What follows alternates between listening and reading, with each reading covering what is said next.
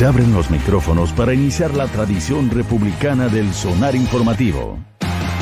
Comienza el Jueves de Mayol. 8:36, don Alberto Mayol. ¿Qué tal, Rafa? ¿Cómo estás, Patricia? ¿Qué tal? ¿Cómo están? Hola, Alberto. ¿Cómo va todo? Se lo escucha bien, don Alberto, ¿eh? Sí, ¿me escuchan bien? Qué bueno, qué bueno, qué bueno. ¿Desde qué exótico lugar del hogar hoy está haciendo este He retornado al auto. Ah, ok, es el sonido de automóvil. Okay. Es el lugar más seguro. ¿Desde el ático o desde el sótano? No, es que el más chico anda en una fase así de persecución. Ya se acostumbró a la cercanía, entonces considera que alejarse 2 metros es un pecado. Ya, y solo tienes privacidad ahí en el automóvil de Duke. Exactamente, así que me vine a esconder al auto. Ya, muy bien. Pero en ese espacio de reflexión, Alberto, cuéntanos cómo has visto esta semana en que nuevamente el coronavirus sigue siendo tema, pero con impacto, más temprano lo conversábamos en materia económica, ¿cómo lo ves tú en materia política? Sí, bueno, sí, la verdad es que he estado trabajando harto en tratar de ir. Yo siempre digo, cuando uno trabaja un tema que tiene algunos elementos misteriosos, es como salir a cazar un animal que no sabes ni cómo es. O sea, entonces hay que darle vuelta por varios lados. Ahora, lo interesante en cualquier caso es que el gobierno no está preocupado de qué forma tiene este fenómeno, sino que está más interesado en las consecuencias potenciales. Y está en fase experimental, o sea, está tratando de ver qué pasa cuando hace una cosa y cuando hace otra. La secuencia de hechos van indicando de que hay cosas que no fueron casualidad, que pueden haber sido bravatas, que pueden haber sido formas de ejecución desprolijas e intempestivas, pero que de alguna manera respondían a una necesidad, a un experimento que tenía que ver con ir probando qué tanto el coronavirus no solamente puede ser un respiro para el gobierno, sino que qué tanto puede borrar el estallido. Y eso es una hipótesis interesante. Yo creo que es una hipótesis equivocada, pero más allá de eso, lo interesante es que el gobierno apuesta a ver qué pasa. Y por tanto, empieza a jugar el juego primero con la ida del presidente a Plaza Italia, luego con la irrupción de conceptos que venían del estallido, insertándolos dentro de su propia épica, y además tratando de cuestionar radicalmente ciertas temáticas, involucrándose en las querellas que lo hemos visto involucrarse respecto al mundo educacional, y termina finalmente con esta insinuación o invitación a estudiar nuevamente un cambio de fecha para el plebiscito. Eso es bien interesante. Yo no lo considero muy probable, pero me parece que más bien no creo que sea tanto el tema de cambiar la fecha como si la posibilidad de probar una herramienta política y ver hasta dónde da. Al gobierno le basta con que este tema se transforme en una mitad de la población que diga, bueno, igual es razonable, ni siquiera la mitad, con un 40% de la gente que diga es razonable cambiar la fecha de nuevo porque esto es una emergencia demasiado grande. Con eso hace algo que es muy importante que es denostar la importancia histórica del plebiscito. Y aunque se haga en esas condiciones, se produce entonces el impacto natural de que entonces no es tan relevante. Y que pase lo que pase. Pero es, Alberto, una discusión concreta, real o medio artificial, lo hemos estado conversando también acá en la semana, porque de partida para un cambio de esas características tiene que pasar por el Congreso y con una alta votación, 2/3 el quórum, o sea, necesitas que no solo te apoye un sector político, no es tan fácil provocar un cambio de fecha. De hecho, tú tienes razón. Efectivamente, probablemente tiende a ser imposible. O sea, ni siquiera es un evento de baja probabilidad, sino que está ya es bastante más grave la situación de si efectivamente el gobierno quisiera cambiar la fecha. Pero yo creo que el tema del gobierno no es cambiar la fecha. Yo creo que el tema del gobierno es decir, hay cosas más importantes que este plebiscito. Y al gobierno le basta con lo que podríamos denominar la baja intensidad de la política. O sea, este es un gobierno que va a necesitar para poder llegar al final una baja intensidad de la política, que es algo que además desde ciertos sectores del país se echa mucho de menos como gran logro de la transición, que la política tenía una bajísima intensidad, era un tema, pero no era un problema. Y en ese contexto creo que evidentemente el gobierno apuesta a aquello, y no es una medida absurda ni es una medida tonta desde el punto de vista de su propia supervivencia y desde el punto de vista de las posibilidades. Insisto, si pensaran que efectivamente van a cambiar la fecha, estarían hablando de tontería, pero efectivamente lo que hay detrás de esto probablemente es básicamente ir probando, ir modulando hasta dónde un tema como el coronavirus y luego la recesión pueden generarle al estallido de alguna manera y a los valores que desde ese hito se procuraron y se solidificaron, porque eso fue lo que aconteció, cómo se le puede propinar al menos una mácula, una manchita, un rasguño político que permita tener un lugar por donde avanzar. El gobierno sabe que en general no tiene mucho discurso, muchas posibilidades de ir avanzando, y por eso se siente cómodo en estas últimas semanas, que siente que el discurso polémico o no, de alguna manera al menos le importa a alguien. Ya, pero a ver, esto... A ver, con tanta gente hablando coordinadamente del asunto, tenía toda la cara de operación. Una operación destinada al fracaso, pero con un efecto colateral, como que tú dices, de bajarle el nivel a la política. Ahora, ¿es tan fácil? En un país que se acostumbró, usemos una frase que han usado ambos movimientos, el de la pandemia y el estallido social, que se acostumbró a esta nueva normalidad, donde precisamente lo cuestionado fue aquella normalidad. Perdón, no te escuché el final. ¿Es tan viable pensar que le vas a bajar la intensidad a la política cuando una de las consecuencias de la nueva normalidad fue precisamente la repotenciación de la política, y no de la política del legislativo, de la política en la calle, de la política como polis, como actividad de los ciudadanos? Claro, es un buen problema, porque mira, lo que pasa es que, a ver, pongámonos en los zapatos del gobierno. La política tiene 3 dimensiones, si uno quiere ser así como esquemático. Una dimensión es la dimensión, vamos a decir, la dimensión no de Maquiavelo, sino que del príncipe de Maquiavelo. Entonces, en el príncipe de Maquiavelo hay una dimensión que es, digamos, la conservación del poder en el palacio, ¿ya? Y eso requiere un cierto arte, unas ciertas capacidades, y cuando se va el poder del palacio no hay ninguna noticia que sea peor. Cuando uno ya tiene poder en palacio, tienen otras 2 dimensiones.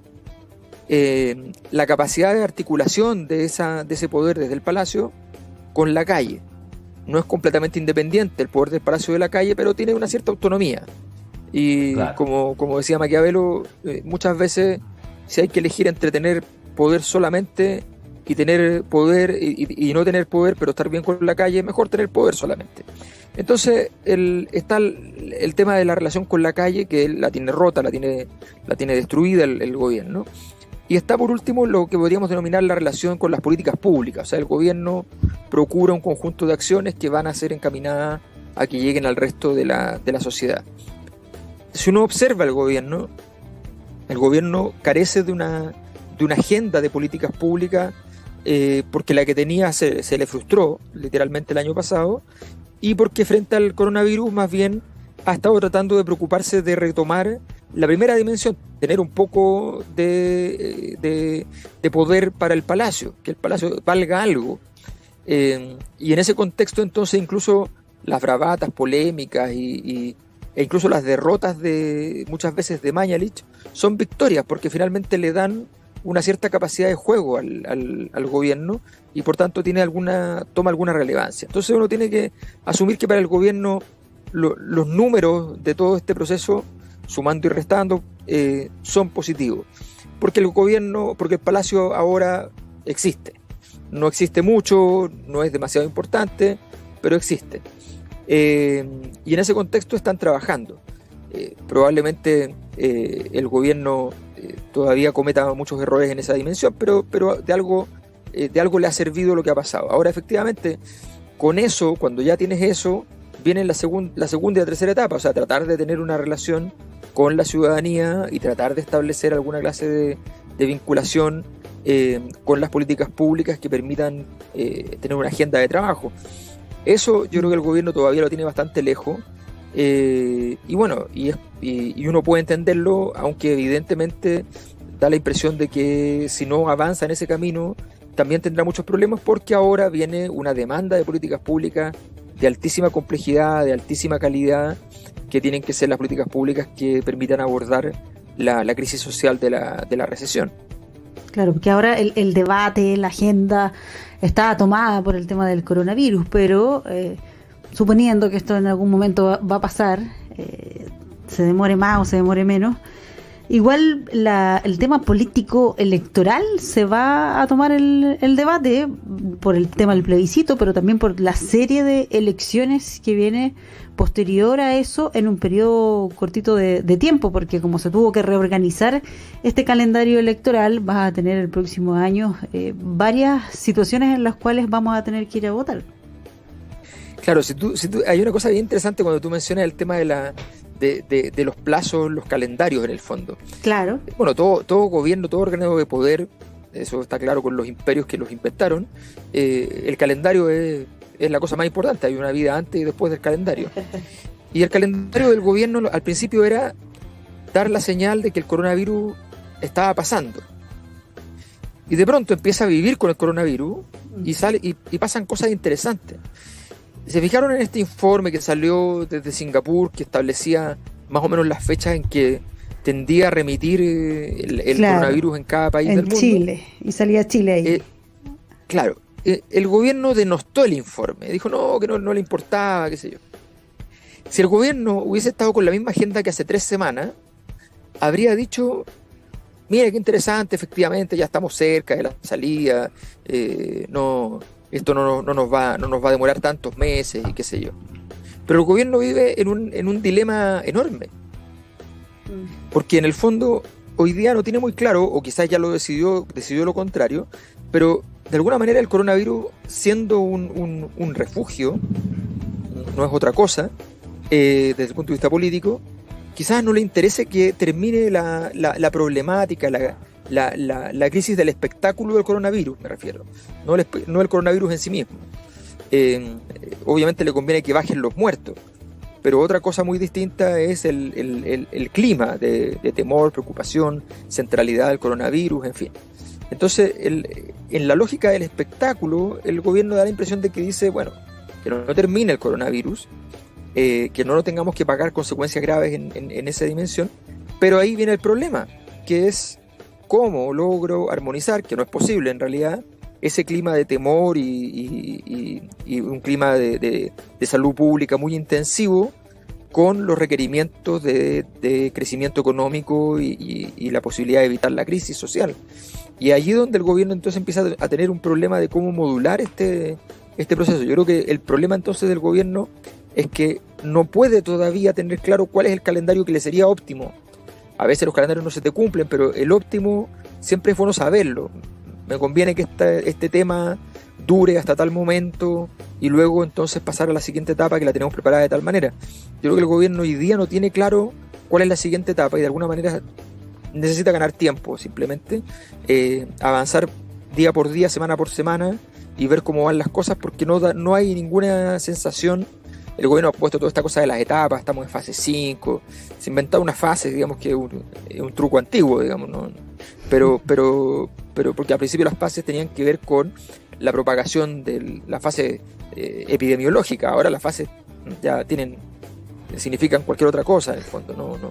Entonces, en el fondo el gobierno intenta decir que tiene un calendario, pero no informarlo. Esta cosa es bien interesante, o sea, esto de no saber nada. Habló de rotación de las cuarentenas, y hay una comuna, yo estoy en un lugar donde nadie entiende por qué hemos estado siempre en cuarentena, cuando no es la comuna con más infectados, cuando no es la con más departamentos en hacinamiento.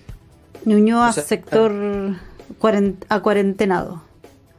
Claro, o sea, además esa sí. división de los sectores, una cosa súper interesante en términos, o sea, me encantaría, me gusta mucho la metodología, me encantaría poder discutir respecto a cómo se llega a ese esquema de mapa y a la cantidad y los tiempos de cada uno de esos lugares.